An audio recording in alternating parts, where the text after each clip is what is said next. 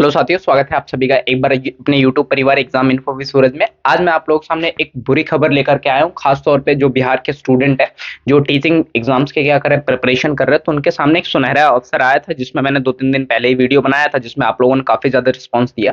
मैं बात करने वाला हूँ जो BSEB जो पटना जो बिहार की तरफ से जो एस्टेट लिया जाता है।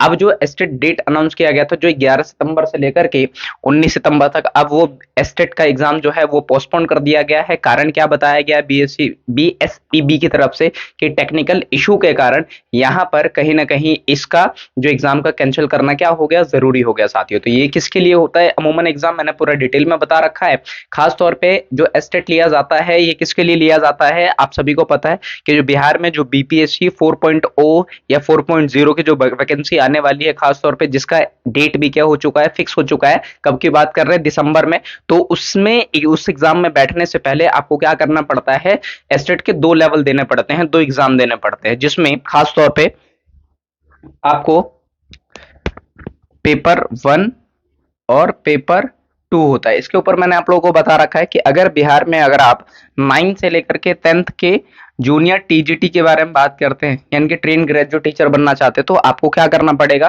पेपर 1 देना पड़ेगा, एस्टेट पेपर 1। अगर आप ये क्वालिफाई नहीं है तो आप एग्जाम में अपीयर ही नहीं हो सकते, एग्जाम में बैठ ही नहीं सकते। और एग्जाम में बैठ कौन सकते हैं, खास तौर पे 10th 12th graduation plus B.Ed।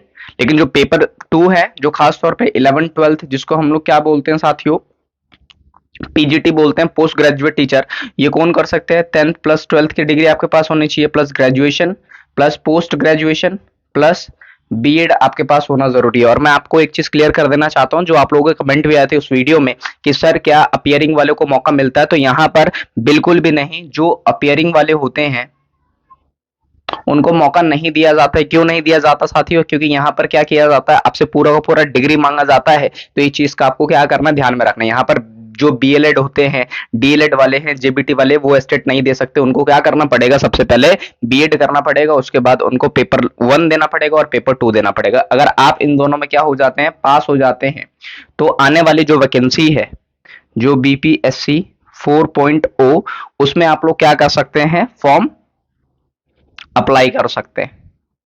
तो ये कहीं ना कहीं अभी डेट अनाउंस नहीं किया है कि ये जो BSEB की तरफ से जो एस्टेट लिया जाएगा, वो 11 तारीख से 19 तारीख तक जो एग्जाम लिए जाने वाला था, खास तौर पर वो उसको क्या कर दिया, पोस्टपोन कर दिया है। लेकिन वहां पर पूरा का पूरा मेमोरेंडम में लिखा भी हुआ है कि कम से कम 10 दिन का समय लगेगा। 10 दिन का समय का मतलब क्या है, 19 से लेकर के 29 तक की बात करते हैं, तो कहीं ना कहीं यहाँ पर ये अपना समय ले रहे हैं, जिसके कारण से ये दोबारा क्या कर पाए, जो एस्टेट का एग्जाम है वो कंडक्ट करा पाए। तो कहने का मतलब, जो भी आप लोग तैयारी कर रहे हैं, तो इस चीज पर ध्यान नहीं दीजिए कि क्या खास तौर पे ये कैंसिल हो गया है, तो क्या पोस्टपोन हो गया, तो क्या आगे भी हो जाएगा। ऐसा कुछ भी नहीं है साथियों। यहाँ पर टेक्निकल इशू कहीं पे भी आ सकता है, कभी भी आ सकता है। जैसे आपने अभी सुना भी होगा, SSC में कितना ज्यादा बवाल चल रहा है, खास तौर पे आप बात कर सकते हैं। वो तो सेंटर लेवल का, ये तो फिर भी स्टेट और यूपी बिहार तो आपको पता ही है कि किस तरीके से जाना जाता है अपने एग्जाम कंडक्ट कराने के लिए। हाँ, एक बड़ी बात क्या है, यहाँ पर जो सवाल है, ये BSEB और उसके बाद क्या है, BPSC की बात करते हैं। दोस्तों, अगर वीडियो अच्छी लगे, इन्फॉर्मेटिव लगे, फिर भी आप लोगों को कोई डाउट लगता है, तो आप कमेंट सेक्शन में क्या कर सकते हैं,